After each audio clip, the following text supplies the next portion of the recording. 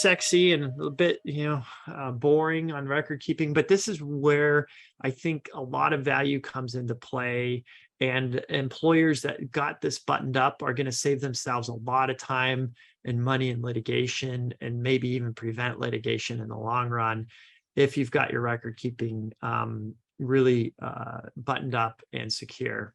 So there's a lot of different statute of limitations that come into play under federal, state, and local law. So I can't tell you one general record keeping time to keep files. I've got some of them set out here on this slide.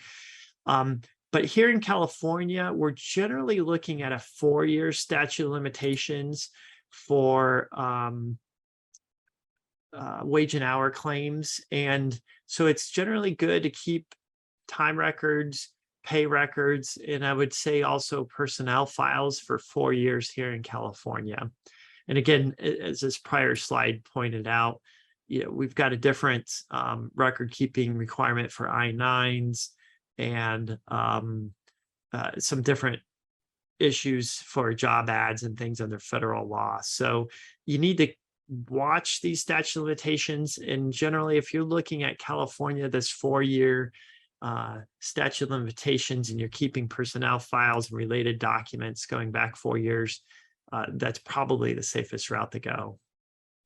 Now, in California, the employers got the burden to record and maintain accurate time records. This is a big requirement here in California. We'll talk about that a little more in detail here about meal and rest breaks. But you need to really think about this. Who's storing it? Where is it being stored? How easy is it to obtain the information? And one issue that I generally see too is the employers relying on their payroll company to store these records or pay records. And it's just this instinct, my payroll company has that backed up for me. But you need to be careful. One is, sometimes they don't store it for you. And two is, what if you change payroll companies? And I've seen it come in to play a lot in litigation where you can't access those records once you've moved on. They have no incentive to help you. And they normally have something in fine print saying, once you discontinue our services, we're going to delete all of our files. So I like having the employer actually have their hands on the time and pay records, back those up from your payroll company, and have those electronically somewhere on your database. This slide, the last point, not maintaining copies of employees' pay stubs. I know it sounds very trivial, but that's one issue other than time records and pay records that they can ask for a copy of their pay stubs. And more often than not, a lot of employers rely on their payroll company to have these copies of those pay stubs. You need to back that up and have your hands on those yourself so that you could produce those. Under the law, you've got 21 days to produce those after an employee requests to see those.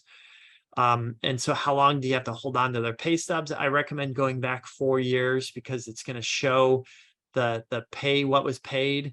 Think about how you're going to maintain these records. How hard is it to get? And just go through a practice, just pick a random employee and try to get pay records, time records, personnel file, pay stubs going back 4 years for an older employee. How hard is it to get? Where are those records? And have that process in place so that you can pull those. And again, under the law, it could be 21 days after the request comes in that you've got to produce these. And it's usually a little shorter than that with mail and everything. So you need to act quickly and be able to get your hands on those records.